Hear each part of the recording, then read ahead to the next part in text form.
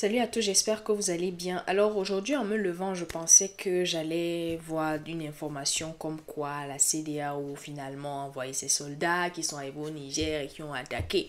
Mais j'ai cherché sur le net, aucune information qui allait dans ce sens. Et à vrai dire, ça ne m'étonne absolument pas.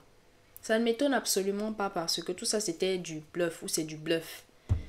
Parce qu'on veut tout simplement mettre la pression aux putschistes afin qu'ils puissent prendre peur et pouvoir remettre le président Mohamed Bazoum à son poste. Ce qu'ils ont oublié, c'est qu'ils sont là face à une génération d'Africains différents. Moi, j'ai une question aujourd'hui à poser à la CEDEAO. Où est la CEDEAO lorsque nous avons aujourd'hui encore des migrants subsahariens qui vont mourir dans les eaux de la Méditerranée? Où est cette CEDEAO-là lorsqu'il faut prendre des mesures contre la fuite des cerveaux dans certains pays en Afrique, dû à l'extrême chômage que nous avons encore aujourd'hui en Afrique? Où est la CEDEAO lorsque dans certains pays en Afrique aujourd'hui, nous avons encore des délestages? Elle est où cette CEDEAO-là lorsqu'on manque d'eau potable en Afrique? Elle est où cette CEDEAO-là pour soutenir les jeunes et pour créer des emplois? Quand il s'agit de tous ces thèmes, on ne voit pas la CEDEAO. Mais lorsqu'il faut attaquer et prendre des mesures contre un pays qui est membre d'elle-même, alors là, ça crée des réunions, ça donne des sanctions aux gens, ça donne même des délais carrément. Est-ce que c'est de cette CEDEAO-là dont nous avons besoin? Heureusement pour le Niger aujourd'hui qu'il y a le Burkina Faso et le Mali qui se sont clairement positionnés face à cette situation et qui ont dit clairement que non, mais attendez, si vous attaquez le Niger, considérez que vous nous avez attaqué aussi. Mais évidemment, c'est de cette Afrique-là dont nous avons besoin. Nous avons besoin d'une Afrique aujourd'hui qui voit son frère être en danger. Des pays qui sont voisins se mettent ensemble et disent nous sommes à vos côtés, nous allons combattre à vos côtés. C'est de cette Afrique-là dont nous avons besoin. Aujourd'hui, une nouvelle page de l'histoire est en train de s'écrire pour les Africains. Tout simplement parce que nous avons des Africains qui deviennent de plus en plus conscients. Nous avons aujourd'hui une génération d'Africains qui n'est pas comme l'ancienne. Nous avons aujourd'hui une génération d'Africains qui ne ment, qui n'a pas sa langue dans la bouche. Une génération d'Africains qui comprennent les enjeux pour leur continent.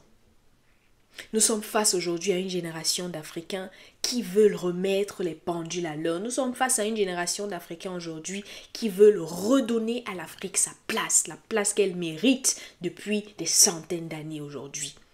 On en a marre de se faire utiliser.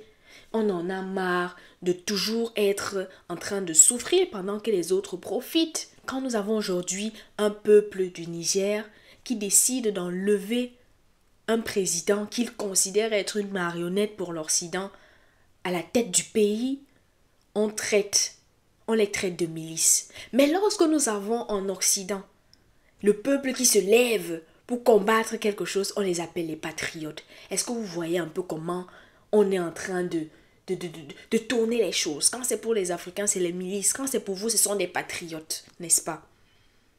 Mais figurez-vous qu'aujourd'hui, nous comprenons le jeu. Aujourd'hui, nous comprenons ce qui se passe. Et quand la population se rend compte qu'à la présidence du pays, il y a des marionnettes comme ça et qu'elle décide de se lever et de pouvoir reprendre le contrôle. Non, là, la CEDEAO vient dire, vous avez une semaine pour établir l'ordre. Ah bon? Ah bon?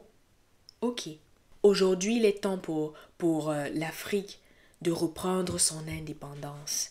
Il est temps aujourd'hui pour l'Afrique de reprendre la réelle indépendance et pas l'indépendance dont nous avons parlé dans les années 19, dont on nous a parlé dans les années 1960. Il est temps aujourd'hui que le néocolonialisme, qui est la version 2.0 de l'esclavage, puisse cesser en Afrique.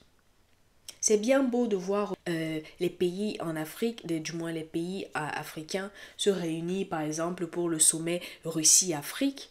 Mais ce qu'il serait encore beau, comme a dit le président du Burkina Faso, Ibrahim Traoré, c'est que lors du prochain sommet, que l'Afrique ait atteint l'autosuffisance alimentaire. Nous voulons aujourd'hui en Afrique tisser des relations avec des pays, ça peut ne pas être la Russie, mais des relations bilatérales dans lesquelles c'est gagnant-gagnant.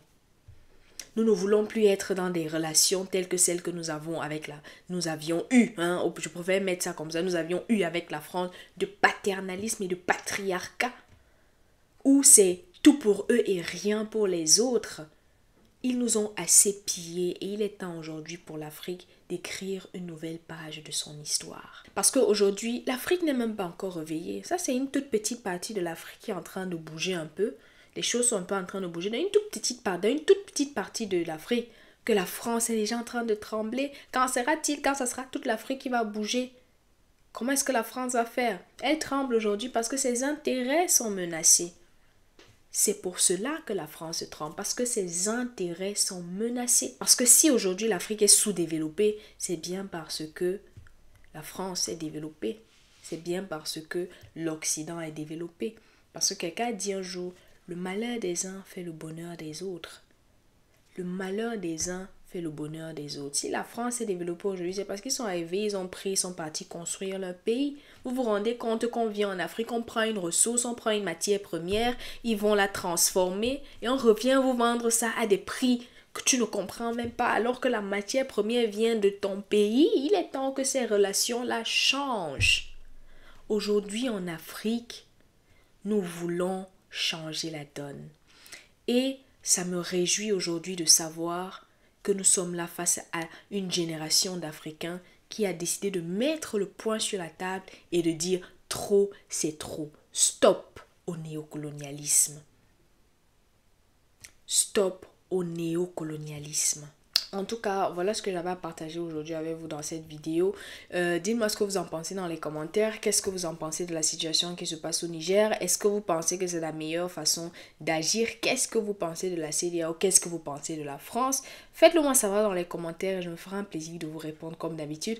Jusque-là, portez-vous bien. Bisous. Ciao.